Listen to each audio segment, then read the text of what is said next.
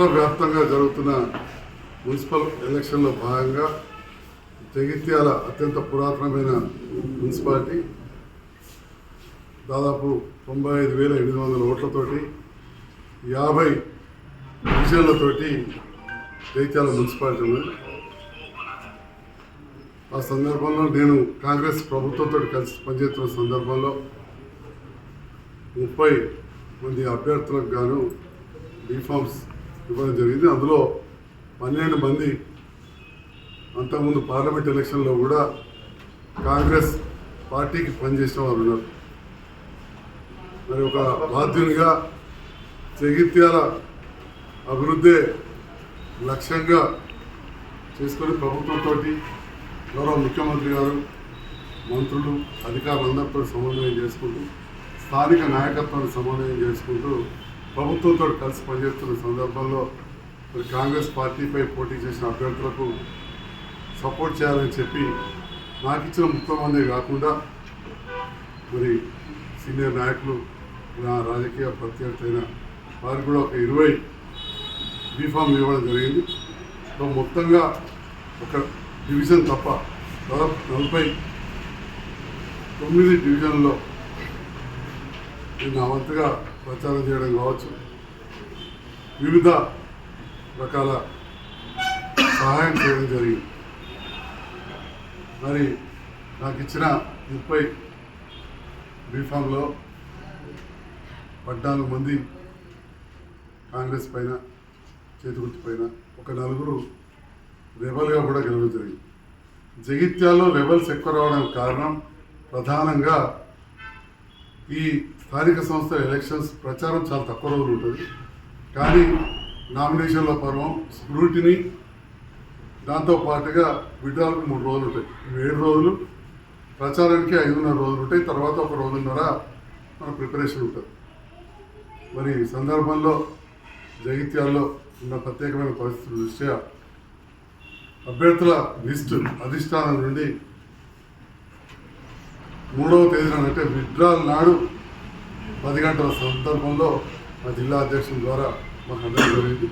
తద్వారా నాకు ఇచ్చిన 30 స్థానాలలో అప్పటికే పోటీలు ఉండి దాదాపు 6 రోజులుగా ప్రచారం ఉన్న వాళ్ళు అప్పటికప్పుడు ఒక గంట లోపల విత్డ్రా చేసుకోమంటే రకరకాల కారణాల వల్ల పోటీలు ఉండి 4 రెబల్స్ గెలిచారు. నేను ఆ 4 కూడా ప్రచారం చేయలేదు. పూర్తిగా ప్రభుత్వ పక్షాన ఉన్న కాంగ్రెస్ పార్టీ వాళ్ళకి ఇచ్చేసాను. మరి అక్కడ చూస్తే సీనియర్ నాయకులు కండువనే మార్చేసారు. 3 రంగుల కండువా తీసేసి పచ్చ కండు వేసుకొని చేతు గుర్తున్న వాళ్ళకి ఎవరు కూడా ప్రచారం చేయకుండా కాంగ్రెస్ పార్టీ రెబల్స్గా గతంలో జెండా మోసింది అనుకుంటూ మొత్తం ఒక 30 వార్డుల్లో అదే ప్రచారం చేసింది. మరి ఇటువంటి పరిస్థితుల్లో 18 మంది గెలిచి రావడం, ఆ తర్వాత ఇండిపెండెంట్గా గెలిచిన వాళ్ళు వివిధ పార్టీల నుంచి కొన్ని రెబల్స్ ప్రభుత్వంతో కలిసి పనిచేస్తేనే అభివృద్ధి సాధ్యమనే ఆలోచనతో మరి ఈరోజు నాతో కలిసి ఈరోజు ఉండడం జరిగింది. మరి రేపు మున్సిపల్ చైర్మన్ ఎలక్షన్ ఉన్న సందర్భంలో నేను కూడా సీనియర్ కాంగ్రెస్ కుటుంబానికి సంబంధించిన సమీల శ్రీనివాస్ 2005లో కౌన్సిలర్గా ఉండి తర్వాత వారి సతీమణి 2019లో బీఆర్ఎస్ నుండి మొన్న 2026లో కాంగ్రెస్ నుంచి గెలిచింది. మంచి విద్యావంతురాలు. 2వ అభ్యర్థినిగా ఎన్ఎస్యూలో పనిచేసి కాంగ్రెస్ కౌన్సిలర్గా 2014లో ఉన్న తమ్ముడు లక్ష్మణ్ సతీమణి అడవాల జ్యోతి, వారు కూడా 2019లో కౌన్సిలర్గా కొద్ది సమయం మున్సిపల్ చైర్మన్ ఉండి ఇప్పుడు 2026లో కాంగ్రెస్ నుంచి గెలిచింది. అంటే నేను ప్రతిపాదించే లేదా మిగతా ఇక్కడ చాలామంది మెజారిటీ 30 మంది పైన 50కి 30 మంది పైన ప్రతిపాదించే కౌన్సిలర్ అభ్యర్థులు గెలిచిన వారు కూడా ఈ 2 పేర్లని సూచించడం జరుగుతుంది. నేను కాంగ్రెస్ అధిష్టానానికి గౌరవ ముఖ్యమంత్రి, మున్సిపల్ శాఖ మంత్రి గారు కాబట్టి వారికి, పిసిసి అధ్యక్షులు మహేష్ కుమార్ గౌడ్ గారికి, 2 విద్యావంతులు గతంలో కాంగ్రెస్ కౌన్సిలర్గా వారి భర్తలు పనిచేసారు, వాళ్ళ కుటుంబాలు కూడా పనిచేసినాయి. వీరు కూడా ఇప్పుడు కాంగ్రెస్ బీఫామ్ పైన గెలిచారు కాబట్టి ఈ ఇద్దరిలో ఒకరి అభ్యర్థిత్వం ప్రకటించాల్సిందిగా విన్నవించుకున్నాను. మరి ప్రత్యర్థైన జీవన్ రెడ్డి గారు సీనియర్ నాయకులు పదే పదే మీడియాలో ఏదో అన్యాయం జరుగుతుందని మాట్లాడుతూ ఉన్నారు. మరి మొదటి నుంచి మా తాతల నుంచి కూడా కాంగ్రెస్ కుటుంబం, దాని గురించి నేను చెప్పాల్సిన అవసరం లేదు. మీడియా మిత్రులు అందరూ కూడా తెలుసు. మా తాతలు వారందరూ కూడా ఎంపీలుగా మంత్రులుగా పనిచేసారు. నేను బీఆర్ఎస్ పార్టీ నుంచి గెలవడం గత సంవత్సరంన్నర కాలంగా కాంగ్రెస్ ప్రభుత్వంతో కలిసి పనిచేస్తున్నా.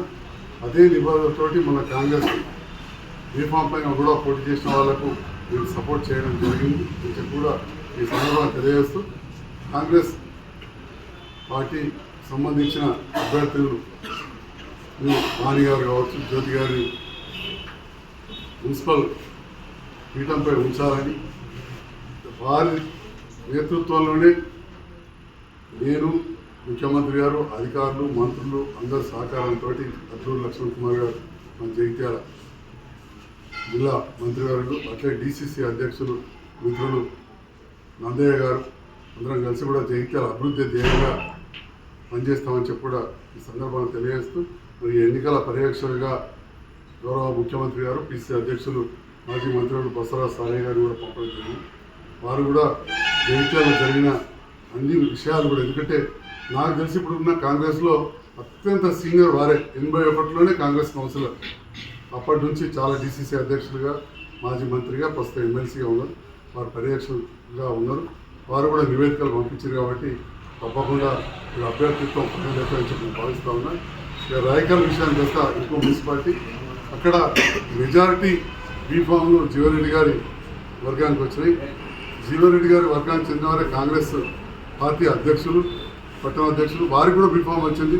కానీ వారు మరి ఇంకొక అభ్యర్థి ఇద్దరు కూడా మొదటి రోజే నామినేషన్ వేసి విత్డ్రా చేసుకున్నారు. దాని ద్వారా అక్కడ కాంగ్రెస్ చాలా వెనుకబడ్డది. అయినా కానీ అక్కడ ముగ్గురు కాంగ్రెస్ నుంచి గెలిచారు, ఒకరు రెబల్గా గెలిచారు. మరి అక్కడ పరిస్థితి కొంత బాగలేదు. కానీ జగిత్యాల మున్సిపాలిటీలో ఖచ్చితంగా కాంగ్రెస్ పార్టీకి చెందిన ప్రభుత్వంతో అనుకూలంగా ఉండే మున్సిపల్ చైర్మన్ అభ్యర్థిని, ఎందుకంటే బీసీ మహిళా అభ్యర్థిని అవుతాయని చెప్పి భావిస్తూ, మరి ఈ సందర్భంలో మా సమ్మిళ వాణి గారు మున్నూరు కాపు సామాజిక వర్గం, బలమైన సామాజిక వర్గానికి చెందిన ఆడబిడ్డ, అట్లనే జ్యోతి గారు వారు కూడా పద్మశాలి సామాజిక వర్గానికి చెందిన ఆడబిడ్డ, వీరిద్దరిట్లో ఎవరైనా ఒకరిని సెలెక్ట్ చేయాల్సిన విజ్ఞప్తి చేస్తాం. అల్టిమేట్గా పార్టీ పెద్దలకు, ముఖ్యమంత్రి గారికి మా నిర్ణయాన్ని మా విజ్ఞాపన చేస్తూ ఉన్నాం. వారి నిర్ణయానికి కట్టుబడి ఉంటామని చెప్పి మీడియా ద్వారా తెలియజేస్తున్నాం.